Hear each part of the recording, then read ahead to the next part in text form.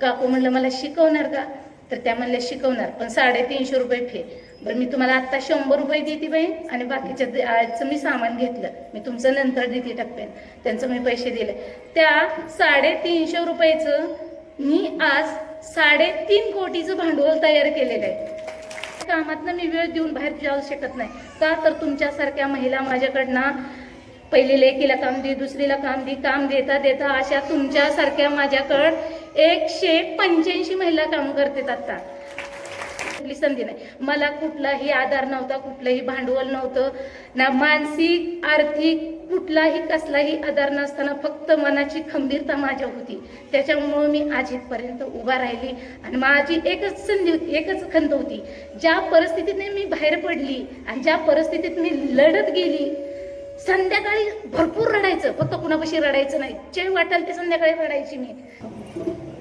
नमस्कार, माझं नाव सांगते, सिंधू गणेश गोखणे. मी मूळची पंढरपूरचे आहे.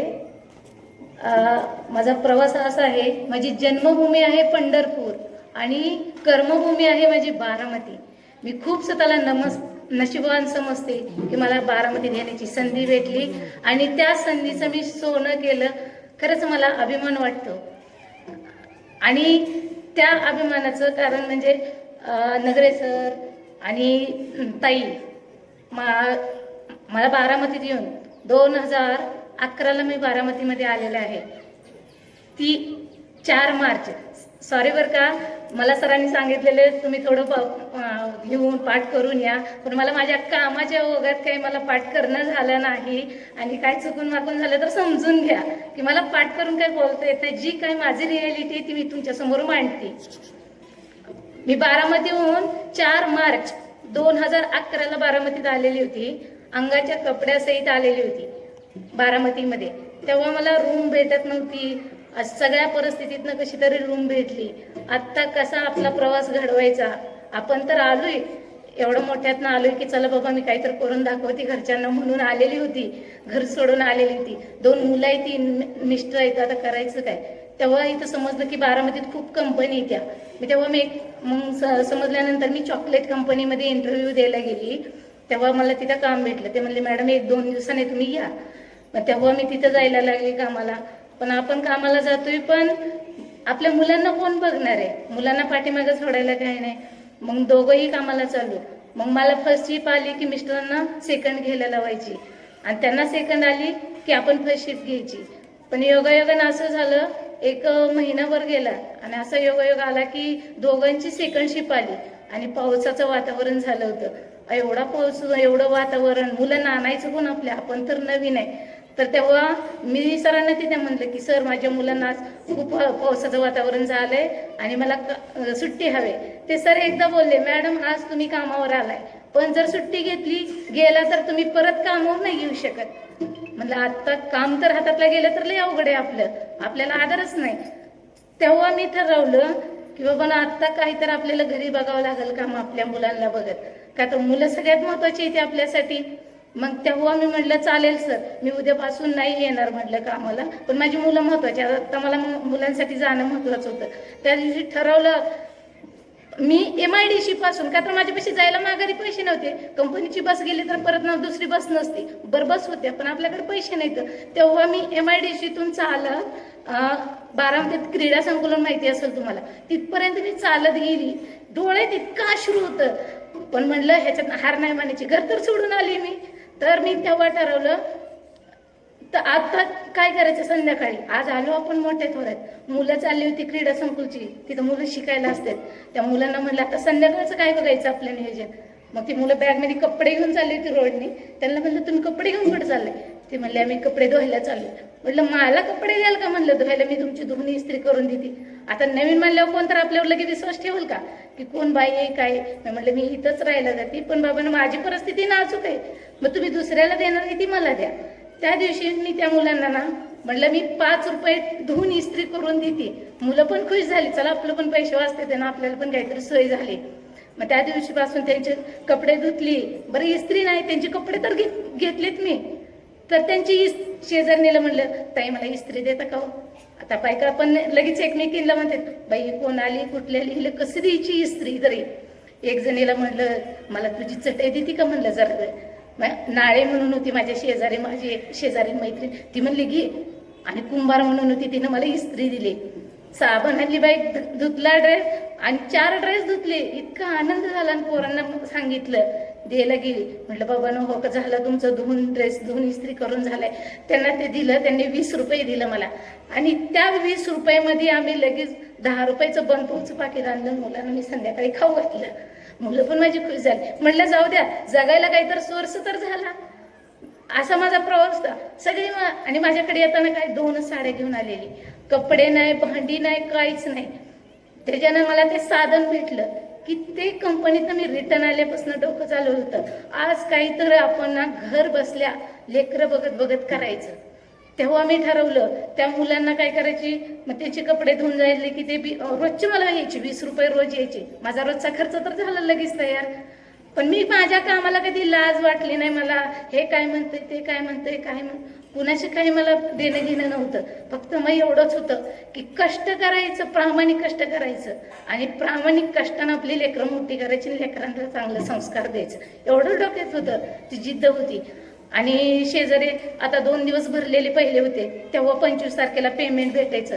23 एप्रिल आणि 24 एप्रिल ह्या 2 दिवसाचं मला पेमेंट आलं 350 रुपये. मग आता ते 350 रुपये तर घरात नाही मला खर्च करायचं. किती जर आलं तर माझं ते खर्च होणार आहे. मग ते 350 रुपयाचं मी जय हिंद म्हणून आपलं दुकान आहे, तिथं मी सामान आणलं आरशाचं. पहिलं आरशाची खूप ही होते. बारामतीत आल्यावर क्रेज होती, काहीतरी शिकायचं, अंगात कल होती, पण कधी वाव नव्हता. शेजारी ते काकू बनवायच्या. काकू म्हणलं मला शिकवणार का, तर त्या म्हणल्या शिकवणार, पण 350 रुपये फे. बरं मी तुम्हाला आत्ता 100 रुपये देते बाई, आणि बाकीच्या आजचं मी सामान घेतलं, मी तुमचं नंतर देते टप्प्यान. त्यांचं मी पैसे दिले. त्या 350 रुपयाचं मी आज 3.5 कोटीचं भांडवल तयार केलेलं आहे.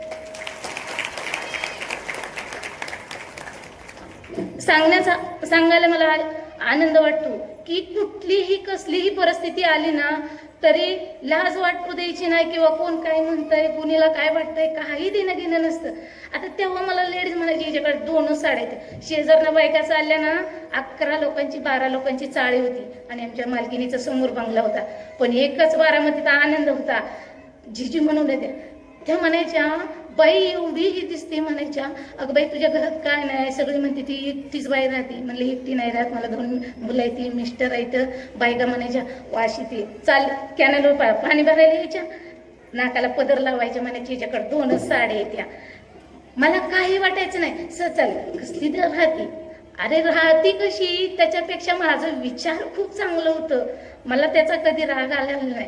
आज माझ्या त्या ताई एवढ्या आनंदानं त्यांची सगळी नातेवाईक घेऊन येते त्या, की खरंच म्हणते त्या आम्ही तुम्हाला किती नावं ठेवली. हे जिद्द तुमच्याकडे पण ठेवा. आपल्याला खाचायचं नाही. जेव्हा आपण काहीतरी करतो तेव्हा आपलीच लोक आपला पाय खेचते ती. हे म्हणतात माझ्या सगळे म्हणायची, आमच्या अख्ख्या खानदानात म्हणायची दोरं गुतवून कुणी परपंच केलाय का. पण आता मी म्हणते गर्वानं, माझ्या आधी ते म्हणतात खरंच तू करून दाखवलं बाई, दोऱ्यात दोरं गुतवून परपंच. मग त्याचा आनंद आहे. त्या 350 रुपयाचं सांगण्याचा होता परत ते 350 रुपयाचा तयार झालेला आरसा मी नेला. कंपनीत बस जायची, आता आपल्याकडे तिकिटाला पैसे नाही, तर जी 1 वाजता बस जायची ना, त्या बसमध्ये मी बसून जायची. ते तयार केलेला आरसा. माझं काम चांगलं असल्यामुळं मी आज काम सोडून 16 वर्ष झालं, पण कंपनीमध्ये शिंदू गोपने म्हणलं की कोणी ओळखते ती. आपल्या कामानं आपल्याला ओळखलं पाहिजे. त्या बसमध्ये जायची, बायकांना म्हणायची मी आज येणार आहे बरं का ताई, आज तयार झालाय. प्रत्येकीचा मी कॉन्टॅक्ट नंबर घ्यायची, त्यांना फोन करायची, तुमची काय ऑर्डर आहे का. प्रत्येक जण एकीचे एक कोणाचा कार्यक्रम असला, ताई आम्हाला एवढा आरसा करून द्यावं. ती आरसा बनवायचा, त्या बसमध्ये धावपळत जायचं, तो आरसा विकायचा, ते पैसे घ्यायचं, परत जाऊन नवीन सामान आणायचं. असं करता करता मला अशी सवय झाली, वेळ लागलं. चला मायक्रम तर माहिती आहे सगळ्यांना, तुम्हाला लोकर माहिती, तर त्याच्यापासून आरसा विणायचा. हाताने त्याला सुई लागत नाही, काय लागत नाही. आरसा झुला हे लग्नात जे लागतं का नाही, आता लग्नात देता तुम्ही, ते वाला आरसा मी शिकलेली होती. आणि त्याचे एवढे तुकडे निघायचे कट झाल्यानंतर. आता हे तुकडे तर टाकून कशी द्यायची, त्याचं काहीतरी केलं पाहिजे. तुकडे संध्याकाळी मुलं झोपली की 9-10 वाजता ते तुकडे जोडायचे, त्याच्या पर्स बनवायची. त्याच्यावरून माझ्याकडं आत्ता 300 पेक्षा जास्त प्रोडक्ट झालेले ती तयार. माझ्यातला झाडू मारल्यानंतर कचराही बाहेर जात नाही हे पाहण्यासाठी तुम्ही एकदा सगळ्यांनी व्हिजिट करा. झाडू मारला ना, एका बॅग मध्ये कचरा गोळा केलेला असतो माझ्याकडे, त्या कचऱ्यापासून पण शोपीस असं तयार झालेलं आहे माझ्याकडून. आता तेच शोपीस माझ्याकडून मागच्या 10 वर्षापूर्वी ह्याला गेलतं, चीन म्हणते, चेन्नईमध्ये एका मॉलमध्ये गेलतं सोलापूरहून. आता त्यांनी मला मागणी केली की मॅडम ह्याचे आम्हाला जवळजवळ 10-10 हजार पीस हे करा. पण 10-10 हजार पीस मान्य आहे, त्यांनी मला माझा शोपीस बघून एवढं मागणी केली, पण माझी परिस्थितीच नव्हती. मग मी त्यांना म्हणजे काहीच उत्तर दिलं नाही, त्याच्यावर थांबली. म्हटलं एक दिवस असा तयार करायचा, एक दिवस परिस्थिती अशी आणायची, आपण त्या कंपनीला 10 तिथं 20,000 प्रोडक्ट तयार करून देऊ शकल, ही संकल्पना माझ्या डोक्यात होती. तेव्हापासून मी अजून माझी तर ती संकल्पना पूर्ण नाही झाली, पण आज योगायोग वहिनींमुळे तुमच्यापर्यंत मला येण्याची जी संधी भेटली आणि त्या संधीमुळे मला तर वाटतं तुमच्या उत्साहात मी ती माझी कंप्लीट करू शकेल असं मला वाटतं. आणि त्यानंतर मी असे वेगळे वेगळे प्रोडक्ट तयार केले. त्याच्यातनं एका वस्तूतून टाकाऊपासून टिकाऊ, लगेच आपण मोठं होत नाही किंवा लगेच आपल्याला कुठली संधी नाही. मला कुठलाही आधार नव्हता, कुठलंही भांडवल नव्हतं, ना मानसिक आर्थिक कुठलाही कसलाही आधार नसताना फक्त मनाची खंबीरता माझ्या होती. त्याच्यामुळे मी आज इथपर्यंत उभा राहिली. आणि माझी एकच संधी होती, एकच खंत होती, ज्या परिस्थितीने मी बाहेर पडली आणि ज्या परिस्थितीत मी लढत गेली, संध्याकाळी भरपूर रडायचं, फक्त कुणापाशी रडायचं नाही, जे वाटेल ते संध्याकाळी रडायची मी. आणि त्याच्यावर शांत विचार करायचा. बरं आपण दुसऱ्यांपाशी सांगून तर आपली मदत होणार नाही, त्याच्यावर शांत विचार करायचा. कुठली पण अडचण आली तर आपण त्याच्यावर खंबीर राहायचं. ह्याला फोन कर, त्याला फोन करतच मी कधी बसली नाही आयुष्यात. त्याच्यामुळे माझ्या जीवनात एवढे प्रसंग होऊन गेले, एवढ्या अडचणी येऊन गेल्या, पण मी खंबीर राहिली. आणि मला माहिती आहे मी कुठल्याही अडचणीतनं एकटी बाहेर पडलेली आहे आणि ती प्रत्येक लेडीज पडू शकते. तुमच्यात तेवढं माझ्या धाडस आहे म्हणजे तुमच्यात पण आहे. तुम्ही कुणाच्या आड दडू नका, तुम्ही सक्षम व्हा, खंबीर व्हा. आज तर तुम्हाला, मला आता जेव्हा कळलं की बारामतीत एवढ्या मोठ्या हस्ती त्या, पण आपली तिथपर्यंत जाण्याची ओळख नाही, आपण तिथपर्यंत जायचं कसं, आपल्याला काहीच आधार नाही ना. आपण काय म्हणून जाऊन डायरेक्ट माहिती होतं वहिनी आहेत, ताई आहेत, पण त्यांच्यापर्यंत जाण्याला आपल्याला काहीच मार्ग नाही, त्यांच्यापाशी जायचं कसं आपण. तर नशीब असतं, योगायोग असतो, प्रत्येक गोष्ट मिळती माणसाला जीवनात. तसं माझ्यासाठी ना गेल्या वर्षी मला वाटतं 5वी का 4थी माळ होती नवरात्रातली, आणि त्या दिवशी असा योग आला माझ्या जीवनात, मला सारखं वाटायचं पण माझ्या हिथं यावं, मला ती संधी आपोआप यावी, ही फक्त माझ्या कामातनं मी वेळ देऊन बाहेर जाऊ शकत नाही. का तर तुमच्यासारख्या महिला माझ्याकडनं पहिली लेकीला काम दे, दुसरीला काम दे, काम देता देता अशा तुमच्यासारख्या माझ्याकडं 185 महिला काम करतात. आता लॉकडाऊन पडलं, लॉकडाऊन पासून ना काही आयटम बंद झाले, म्हणजे भरपूर चालायचे, काही आयटम आता ऑनलाईन आले. त्या ऑनलाईनमुळे ना जे आपल्या ऑफलाईन होतं त्याला किंमत नाही राहिली. घरात बसल्या बसल्या कोणी येतं, जेव्हा आपल्या दुकानात येतं 4 वस्तू घ्यायच्या नसल्या तरी आपल्यातली मांडणी बघून, आपल्यातल्या शोपीस बघून लेडीज 2 वस्तू घ्यायला आल्या तर 4 वस्तू घेऊन जातात. पण ह्या लॉकडाऊन पासून असं झालं की काही बसल्या बसल्या मोबाईलवर मागतं. पण मीच तर सांगते तुम्हाला, माझ्या मैत्रिणींना सांगते, तुम्ही ते तसं करू नका. तुम्ही बाहेर मार्केटमध्ये जावा, त्याच्यामुळे तुम्हाला रस्त्याने जाता येता काय आहे तो अनुभव भेटतोय. आता वाटतं हल्ली काय मोबाईल पटकन मी उठतीन हे मागवते, तसं नका मैत्रिणी नको करू. तुम्ही तुमच्यासारखीची एक मैत्रीण तयार झालेली असती, तिला तुम्ही संधी द्या. तिनं काय केले, बाजारात जावं ना, ती बघा, तिनं केलेले बाजारातले आयटम बघा. तुम्ही सहज बाहेर पडल्या तर तुम्हाला दिसतंय, सहज रस्त्यावर ताई एखादी भाजीपाला उगवती, ती विकती, कुणी काय आणती ती विकती. त्या मैत्रिणीची आपली ओळख होती का नाही? त्याच्यामुळे आपणच एकमेकींचा आधार बनलं पाहिजे. मॉलमध्ये जाण्यापेक्षा ना मी म्हणते प्रत्येक महिलेनं जाता येता पारखलं पाहिजे ती महिला काय बसते. तिच्यापाशी लय मोठा दिखावा नसतो, लावलेलं ब्रँड नसतं, पण तिनं बनवलं तर तिचं चांगलं ब्रँड असतं. आपणच आपला ब्रँड तयार करायचा असतो. कंपन्या मोठ्या होत्यात, आपण कंपनीचं नाव ऐकलं की आपण त्या कंपनीत जातो, तसं नका ना करू. तुम्ही तुमच्यातल्या एका मैत्रिणीनं काय बनवलंय, आता गायकवाड ताई आहेत, त्या गायकवाड ताई पिशव्या बनवतात ना, तुम्ही त्यांच्याकडूनच घ्या ना, किती छान बनवतात. तुम्ही ऑनलाईन पण बघणार ना, त्याच्यापेक्षा 100 पडकर एक आहे. आता माझ्या इथं या, माझ्या इथं आल्यानंतर प्रत्येक सीझनचं सिजनेबल तुम्हाला बघायला भेटेल. आता ते सिजनेबल सुद्धा करताना कशी मला वेळ आली. पहिल्यांदा मी फक्त शोपीसच बनवायची. शोपीस झालं, लग्नसराई झाली की परत आपल्याला ऑप्शनच नाही.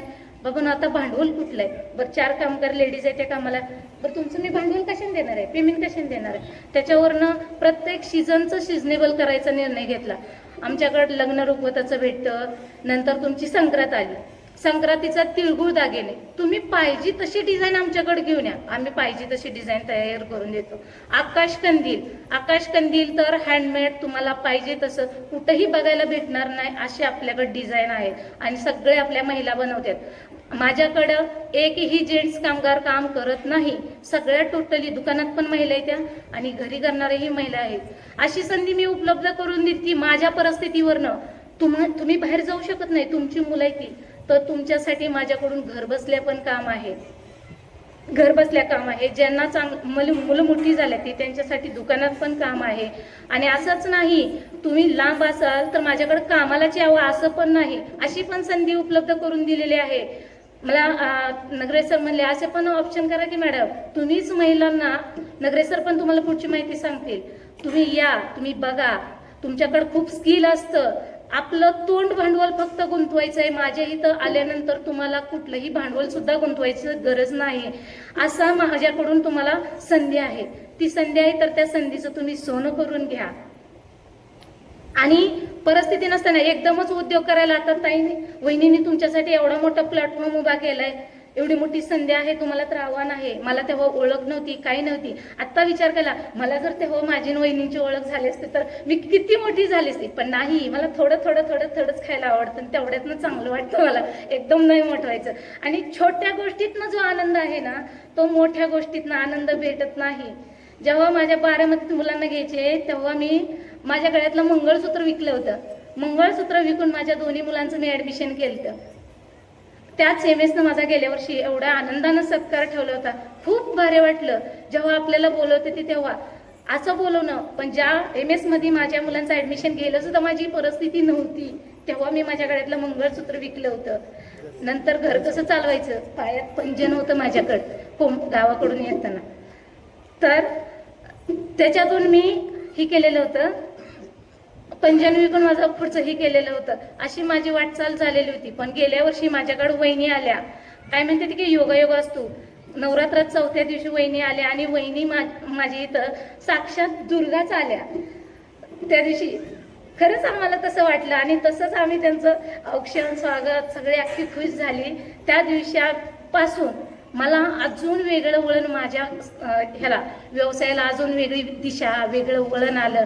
आणि त्यांनी माझ्यातलं दुकान बघितलं, माझ्यातली मांडणी बघितली आणि तेव्हा त्यांच्या डोक्यात आलं. त्या म्हणल्या अशा असं भीमतडी असती. मी खूपदा ऐकलं होतं आणि त्यांनी मला ती भीमतडीची संधी उपलब्ध करून दिली. तेव्हा खरंच माझ्या केलेल्या सगळ्या ह्याचं सार्थक झालं वहिनींमुळं. आणि भीमतडी काय असती, भीमतडी कशी असती ते बघितलं. आणि वहिनींसारखं मॅनेजमेंट कोणीही करत नाही. आणि एवढ्या पातळीपर्यंत येऊन तर कोणीच कोणासाठी काम करत नाही, वेळ देत नाही. म्हणणं आम्ही तुमच्यासाठी हे करतो ते करतो ते म्हणणं, किंवा मी आता त्यांची वाहवा म्हणून नाही करत, पण खरंच मी जे अनुभवलं त्यांच्यामुळं मला पुण्याचं मार्केट भेटलं. आणि ज्या पुणेकरांनी मला अनुभव, माझ्या कलेला वाव दिला, आज मी एवढ्या प्रमाणात बनवू शकते. गौरीच्या बॉडी, आता गौरीचं सीझन आलेलं आहे. तुम्ही सर्वांनी माझ्या इथे एकदा भेट द्या. गौरीचं तर सगळं आपल्याकडं हँडमेड गौरीचे हात, फायबर बॉड्या, मुखोटा, चेहरा सगळं आपल्याकडं एकाच ठिकाणी तुम्हाला बघायला भेटतं. कुठंही जावं लागत नाही आणि मार्केटपेक्षा कमी रेटमध्ये माझ्याकडे उपलब्ध आहे. आणि पुणेकरांनी मला असाच प्रतिसाद दिल्यामुळं वहिनी खूप म्हणजे खूप मला मागणी आलेली आहे. आणि त्या संधीचं तुम्ही सोनं करा. खरंच अशी माऊली आपल्यासाठी काम करते आहे तर तुम्ही त्याचा नक्कीच फायदा करून घ्यावा.